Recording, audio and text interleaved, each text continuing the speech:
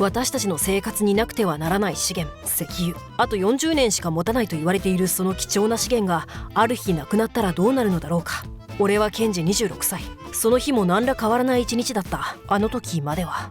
ガソリンも少ないし給油してこっかな。ってなんだこの長い列。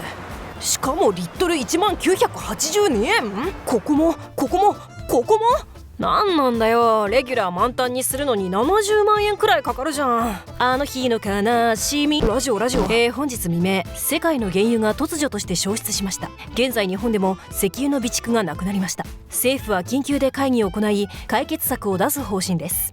次のニュースです。石油がない？だからこんなにガソスタ混んでんのか。ガソリンは今給油している車で最後になります。申し訳ありません。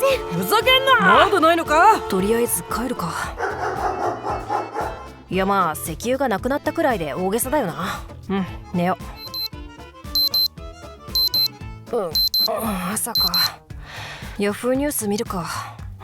飛行機、列車、船が運航停止。成田空港に10万人待ちぼうけ。使用は緊急時のみ。製造業、石油産業の崩壊。失業者多数。なんかやばいことになってんな。今のうちに食べ物とか買っといた方がいいのかな。よし行くか。ちょこちょこ電気自動車は通るけどタクシー来ねえな。あ、来た。タクシー。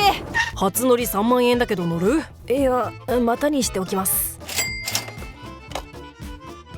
久しぶりだな、自転車乗るの。高校以来かな。なんかこういうのもちょっと楽しいな。スーパー来たけど人多っ。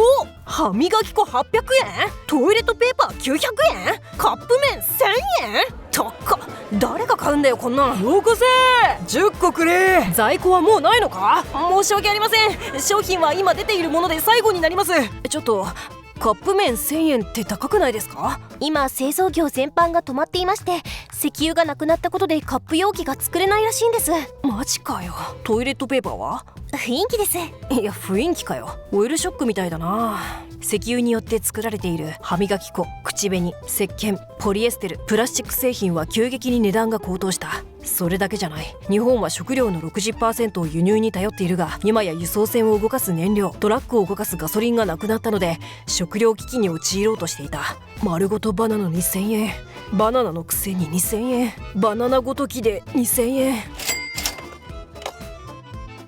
次のニュースです。日本の全発電量の 60% を石油石炭を使う火力発電に頼っていましたが、石油がなくなったことで電力不足に陥りました。そのため本日18時から明け方6時まで一時的な停電を行います。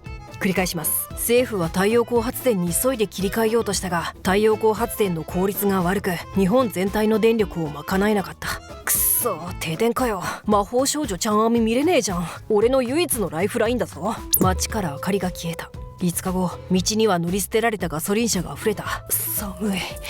この先どうなるんだろう。こうやって焚き火するのもなんか楽しいな。次のニュースです。収入の 90% を原油の輸出で得ていたサウジアラビアが経済破綻しました。あいつら何の努力もせずに湧き出る石油にあぐらかいてたもんな。ざまマジ働けし、マジ手動かせし。10年後、よし食事にするか。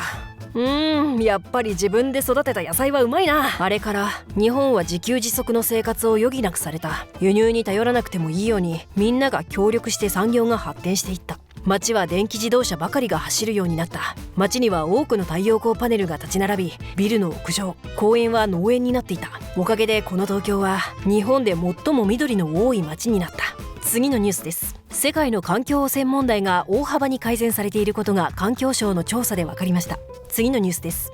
サウジアラビアは広大な土地を農場にしようと尽力していますが、土地柄が悪くうまくいっていません。サウジざま。